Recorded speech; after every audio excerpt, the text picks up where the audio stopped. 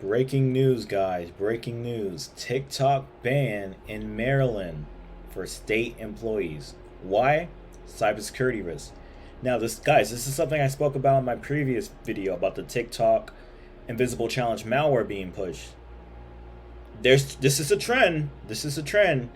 It's showing you how threat actors are using this app to push out their attacks. Now, we're going to play this quick video by CBS News, and we're gonna see what's going on. So let's play this real quick. And I'm Nick Carter. It's a social media platform that's been stirring up debate for about a year now. And tonight, Maryland's leader is taking a stand against it. I mean, both parents and kids know we're talking about TikTok. And a little bit earlier today, Governor Larry Hogan announced he's banning state government employees now from using that app.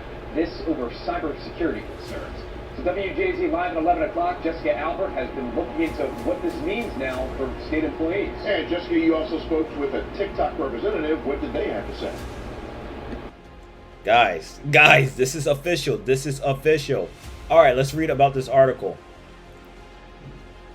Governor Larry Hogan issued an emergency directive to prohibit the use of TikTok and other China and Russian-based products and platforms for state government officials. Now, if you guys been living on the rock, TikTok is a video app used to, push out dance challenges, music videos, stuff like that. I personally don't use it, but it's very trendy among the youth. All right.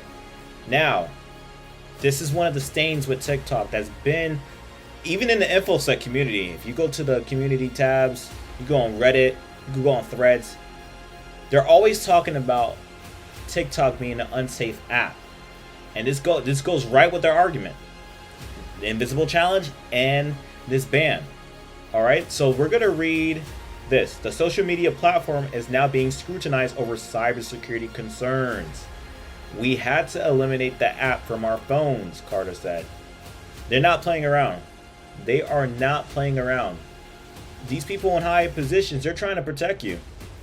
Despite what others think, they're trying to protect you, keep you safe, keep your devices safe, information safe, by issuing orders like this. Now, a lot of people are going to disagree with this. There's a lot of debate going on Twitter as we speak right now over the ban. It's very controversial. All right. And this is just in Maryland. I believe, not, if I'm not mistaken, there was a previous state too, which we're going to go over. Let me switch tabs. I believe it was, let me see. Was it North Dakota? I believe North Dakota banned it not too long ago. But I'm telling you, I won't be surprised if more states join on this movement. All right, so let's see what Governor Hogan's reason for banning the app was. Governor Hogan said in a statement that those platforms present a cybersecurity risk to the state, including cyber espionage, surveillance of government entities, and inappropriate collection of sensitive personal information. There may be no greater threat to our personal safety and our national security than the cyber vulnerabilities that support our daily lives. All right, so Governor Hogan is making a proactive move to not only protect his government employees, but American citizens. Now, I want to show you guys this real quick. And if you guys don't know, TikTok is owned by a Chinese company. Just to throw that out there, just for more context. Now, I did find this blog or this article, and I want to share this with you guys. This is by Insider. I consensually dox people on TikTok, and I can guarantee that your private information isn't as safe as you think. Ironically, this is the same day as the ban is going on. So, basically, I'm not going to read all this. This TikTok user is doxing people, and they're cool with it. Consensual doxing, and they're cool with it. So if you're on an app and we're able to get personal information willingly, imagine the information they're able to get without your consent. All right, I'm not throwing anything in the air, but just keep that in mind. So this TikTok ban, and a lot of news articles, if you search this up in Google right now, look at this. Stories are eating this up. Texas governor, I gotta read that one pretty soon. But again, This is a national cybersecurity concern. All right, whether you use the app or not, you agree with it or not, you have to take this into effect about this ban. Why? Ask yourself, why are they doing this? Why are they doing this? Is it for control? What is it for? And as you saw, Governor Hogan's statement is to protect American citizens, protect the information. All right. Now, again with TikTok, one thing I noticed just from watching videos online, videos could blow up crazy fast. I'm talking about millions of views. Just throw one trendy video at millions of views. Now, you guys are looking at it from the views sake. I look at it from the users. Millions of views, millions of users. So that's just something to think about. I mean, what are you guys' thoughts on this ban? You know, although it's just in Maryland and some states, this might progressively grow into other states, and it's gonna be crazy if this becomes a national ban. All right, so what are your thoughts? Oh, one thing I wanted to comment on actually, because he did mention that state employees had to remove the app. Now that just shows you, and this is something I personally see in the field in cybersecurity. You have end users downloading social media apps on their work PC. That I don't understand, to be honest. You know, because not only is it a security concern, it goes into a productivity concern. If you're scrolling TikTok, you're on WhatsApp, watching YouTube, and instead of like working and stuff like that, you know, could raise productivity concern for you and your employer.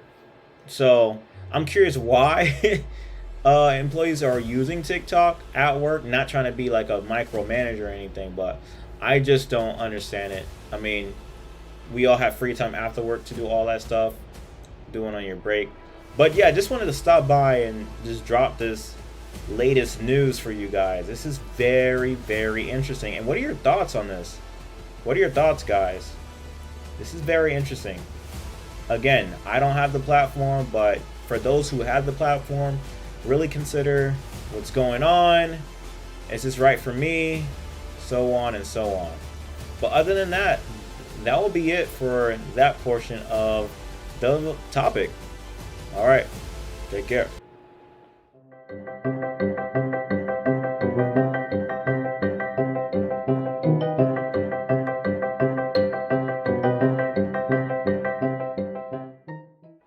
Alright guys, let's talk about gaming and cybersecurity.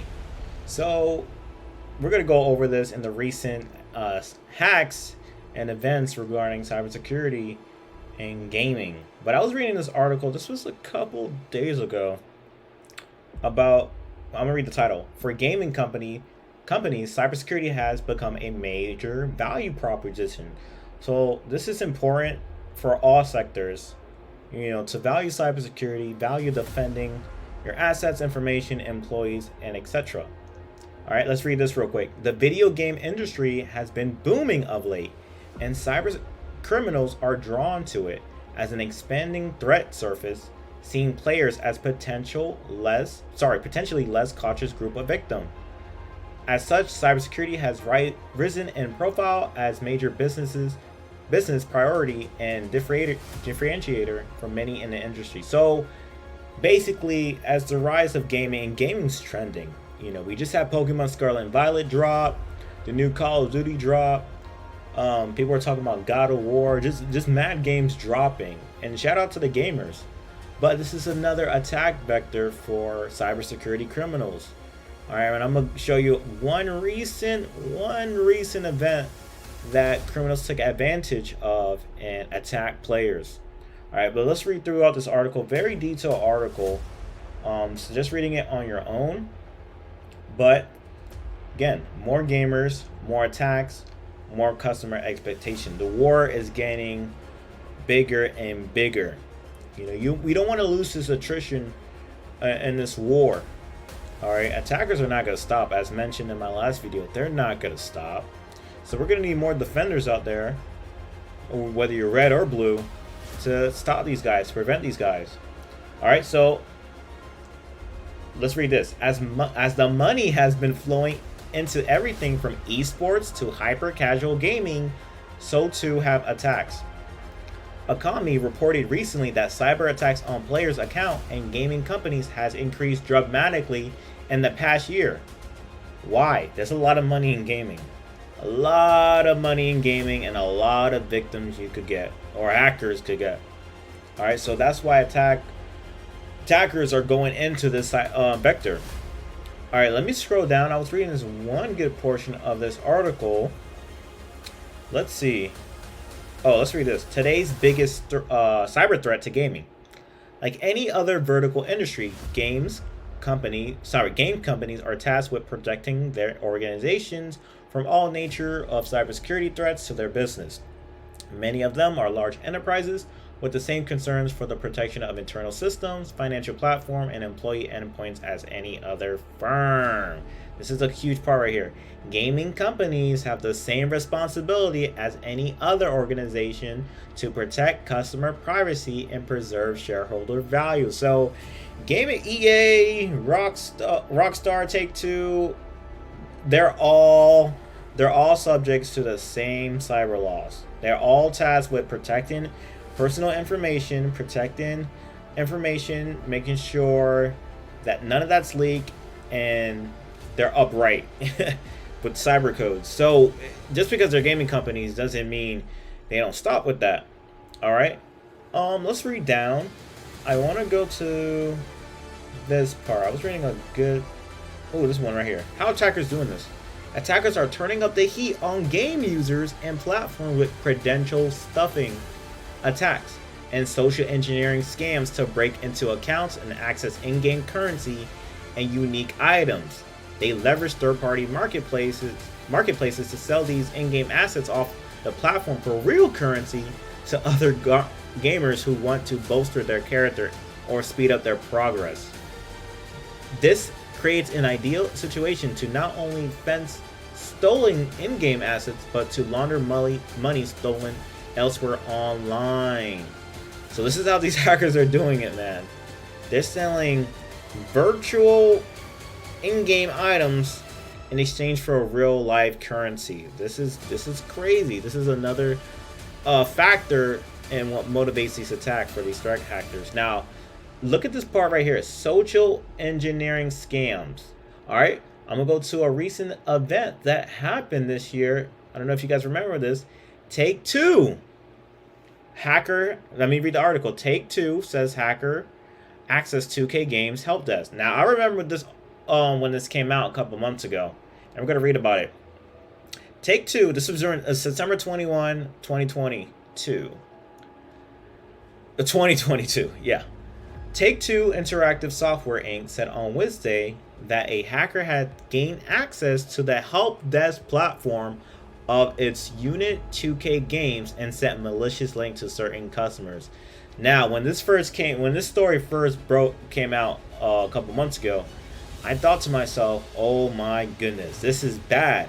Because if the hackers get access to the help desk, and I don't know if you guys seen the help desk before, I'm very, very familiar with help desk, whether it's Zendesk, Jira, or whatever you got. You could easily send end users who you've been speaking with, or new end users, malicious link, malicious files. So that's very dangerous that they get access to the help desk platform. Very dangerous. All right.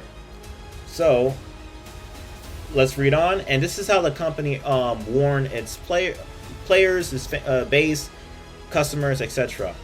The company urged users not to open any mails or click on any links received from 2K Game support account and reset passwords in case they had already clicked on the link.